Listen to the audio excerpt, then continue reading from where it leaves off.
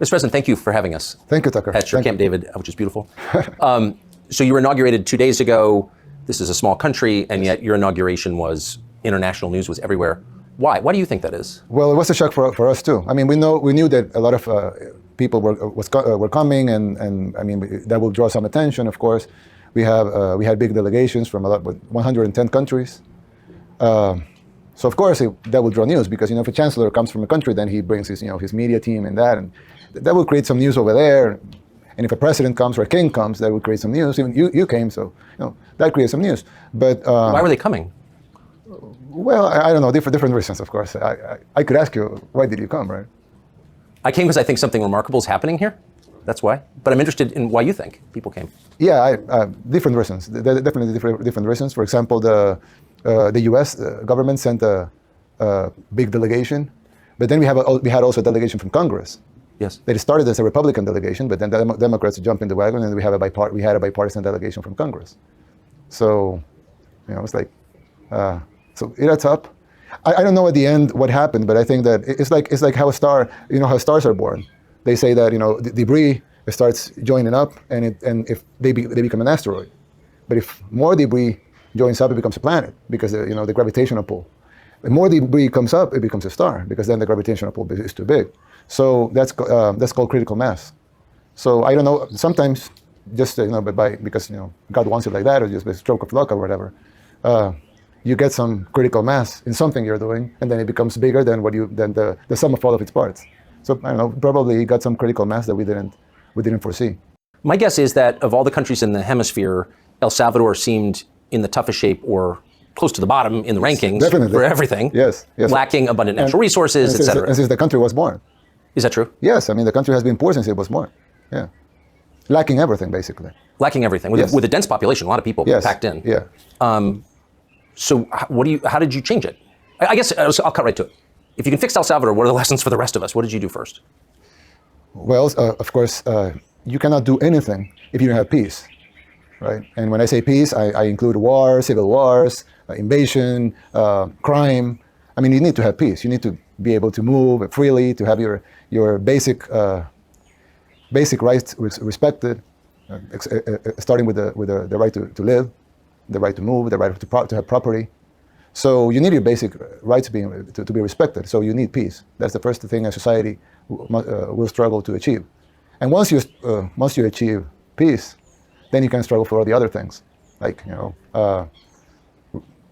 infrastructure, wealth, well-being, quality of life. But you have to start with peace. So we had to start with peace. And in the case of El Salvador, we were literally the murder capital of the world. Yes. And we turned it into the safest country in the Western Hemisphere. We're safer than any other country in the Western Hemisphere, which is, it was. If I would have said that 5 years ago, they would say that I was crazy, right? Yes. Because this was literally the most dangerous country in the whole world. Your capital is now safer than our capital in Washington. Yes. A lot safer. And the country is safer than the United States as a whole. Yes. The U.S. murder rate is around 6 murders per 100,000 inhabitants, and our murder rate is 2. So we're safer than Canada, safer than Chile, safer than Uruguay, safer than the U.S., safer than any country in the Western Hemisphere. There are countries in the other hemisphere that are safer than El Salvador, but not in the Western Hemisphere. Es imposible generarle prosperidad a la gente sin antes tener paz. La guerra, la delincuencia, la criminalidad genera muchos estragos en la población. Esto implica limitaciones a nivel económico, limitaciones a nivel, obviamente, de inversión en las ciudades, en los países, que la gente no se movilice, pero a veces los líderes no lo entienden, o de pronto si lo entienden no le ponen toda la fuerza que deberían ponerle. Hay varios modelos que se han intentado realizar para obtener la paz en diferentes países. En Colombia, los últimos años usamos el fracasado método de los acuerdos de paz, supuestamente a partir de unos acuerdos de paz en donde el país se arrodilla a la delincuencia, íbamos finalmente a alcanzar la anhelada paz. Y hoy nos damos cuenta que ha sido todo lo contrario. El Salvador, ha dicho Nayib Bukele en otras entrevistas, usó también en su momento un modelo de acuerdo de paz en contra de las maras para disminuir la influencia que tenía la delincuencia en su país. Y no lo lograron. Como es normal, no lo lograron porque esto no es efectivo. Cuando se cede y cuando uno se arrodilla a la delincuencia, lo lógico es que la delincuencia incremente. En cambio, lo que sí ha mostrado ser efectivo es el modelo de paz que ha impuesto Nayib Bukele en su país, con unas fuerzas armadas, unas fuerzas militares y policiales muy fuertes, muy estrictas, en donde no ceden en ningún momento a la delincuencia, en donde buscan destruirlos física y moralmente. Y hoy vemos los resultados. Hoy vemos que El Salvador es uno de los grandes ejemplos para cambiar el destino de un país.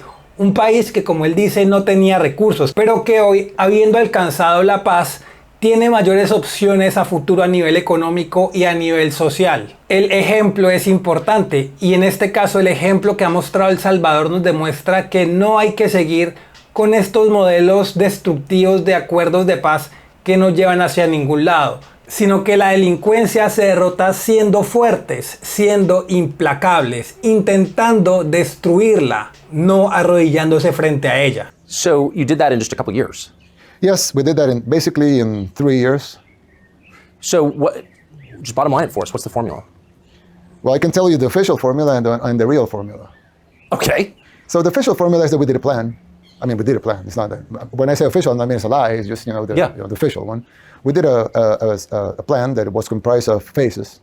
So we rolled up the first phase, then the next one, then the next one, and then gangs started attacking back. So we had to roll up everything at once, like in a hurry. So and it worked. It worked. In a couple of weeks, the country was transformed because the gangs were not yet arrested, but they were on the run. So we basically in the roll-up of Phase 6, we basically pacified the country in a couple of weeks. How do you do that? How do you pacify a country? Well, the phases included building up of the police forces, the army. We doubled the army. We literally doubled the army to fight crime, to use the army to fight crime. And we equipped them before, like soldiers, we didn't have useful guns or vehicles, drones, basic things that an operation of that magnitude would need. So yeah, we roll up the phases and then we went after them.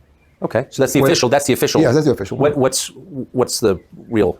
Importante, y lo mencionaba anteriormente, cómo hay que fortalecer las fuerzas militares. Son esenciales sobre todo, obviamente, en un país en guerra, un país lleno de delincuencia, es esencial, es vital, es lo primero que tiene que estar en la lista de prioridades. Pero además también en un país en paz es importante para que los criminales no crezcan, pero además para evitar también amenazas externas. Las fuerzas militares son esenciales y nuevamente Nayib Bukele nos deja eso perfectamente claro. A miracle. It's a miracle. Yeah, it's a miracle. I love that. What do you mean? Yeah, it's a miracle. When gangs started attacking us back, basically they killed 87 people in 3 days, which for a country of 6 million people, it's crazy. Would be the equivalent 60 times. Would be the equivalent of having 5,000 deaths in 3 days. 5,000 murders in the U.S. in 3 days. Wow. Yeah. So we were in a meeting, and when it started, not when it ended, but when it started, we were in a meeting at my office, 3 a.m., 4 a.m., just watching, what was happening and trying to figure out what to do. Because the problem with the gangs is that they don't only attack their objectives. When they want to create terror, they can attack anyone. So they can actually kill their grandma. Yes. And it's your victim. Yes. Because they don't care about their grandma. You care about their grandma, so it's your victim. If they kill their grandma, you have one death, and they have, they achieved the terror that they want to create. So they can kill anybody. A woman walking by, a guy working in the street, a taxi driver. They can kill anybody. And if the state goes after them, the state has no intention of killing or harming anybody, but the gang members. So you have 70,000 objectives, which were the 70,000 gang members, but they have 6 million possible targets. So it was almost an impossible task. It's a guerrilla war, really. Yes, but it was an impossible task because you have to go after them. They were intertwined with the population. They were everywhere, and they were killing randomly. So how do you stop that? So we really tried to figure out what to do, and I basically said, well, we're looking into an impossible mission here. So we pray, and we You prayed in the meeting? Yes, of course, several times. Yeah, What did you pray for? to wisdom, to win the war, to have. I thought at the time that we would have civilian casualties, so we said we prayed that the civilian casualties would be as low as possible, and we didn't have any civilian casualties. And was everyone in the meeting comfortable with that? Yes. They, all my security cabinet are believers. They all believe in God. We're a secular country, of course, but we all believe in God. So yeah. MS-13 is one of the major gangs. And they are satanic also. That was my question. So very I'm little. sorry, I'm sorry. No, but I hope you will explain it. Realmente como de alguna forma esta guerra a la que como sociedades nos estamos enfrentando es una guerra también del bien contra el mal. No se limita únicamente a un tema de ideas, a un tema de preferencias. Si nosotros vemos lo que hoy en día defiende la izquierda, quienes además en gran medida buscan eliminar de la sociedad las creencias que podemos tener, principalmente, obviamente, las creencias católicas y cristianas, nos damos cuenta que lo que ellos defienden, la izquierda, es la promoción de la delincuencia. Aquí mismo en la entrevista, Bukele explica cómo las pandillas no únicamente cometían crímenes, sino que cómo a su vez hacen rituales satánicos. Cómo no se limitaban únicamente a la delincuencia, sino que además iban un paso más allá y hacían, digamos, cada oración por el mal. Entonces, realmente es una lucha del bien contra el mal. Y nos damos cuenta, como les digo, en lo que esta gente defienden la delincuencia, lo que han hecho en las sociedades con los niños, hacerles creer que pueden ser una cosa diferente a lo que son, o sea, que pueden identificarse como niños siendo niña o viceversa, que también además buscan generarles cambios de sexo, o al menos lo que ellos denominan como cambio de sexo, cómo ellos están buscando la izquierda destruir a las sociedades, destruir etnográficamente, destruir racialmente la identidad de las diferentes sociedades, destruir las creencias, destruir a los héroes que han liberado, que han luchado por los países. Todo esto es la búsqueda que ellos tienen por destruir a la sociedad. Entonces, realmente es una lucha del bien contra el mal. Y es una lucha que es implacable, es del día a día y se ve en todo sentido. Por eso me parece relevante que defienda sus creencias religiosas, así como del equipo que lo acompaña, que de alguna forma muestra que están acompañados o están rodeados de una capa de protección, están protegidos. Y ojalá todos podamos verlo de la misma forma, que seamos capaces de enfrentar en esta guerra que estamos viviendo y que sepamos, o que al menos tengamos la confianza de que estamos del lado correcto, ser capaces de levantar la voz, de decir la verdad, de no sentir el miedo que muchas veces se siente por la imposibilidad de poder opinar libremente, ya que uno pueda ser censurado o uno pueda ser atacado. Entonces me parece muy buena esta parte y es importante tenerlo en cuenta. Realmente es una lucha entre el bien contra el mal, porque no es únicamente el presente, sino el futuro de nuestros descendientes, el futuro de nuestros territorios, de nuestras naciones. Y por suerte hoy en día vemos que hay mayor optimismo respecto a esta guerra. Este fue el video de hoy. Si les gustó, no olviden dejar un like, compartir y suscribirse, y nos veremos en una próxima ocasión. Chau.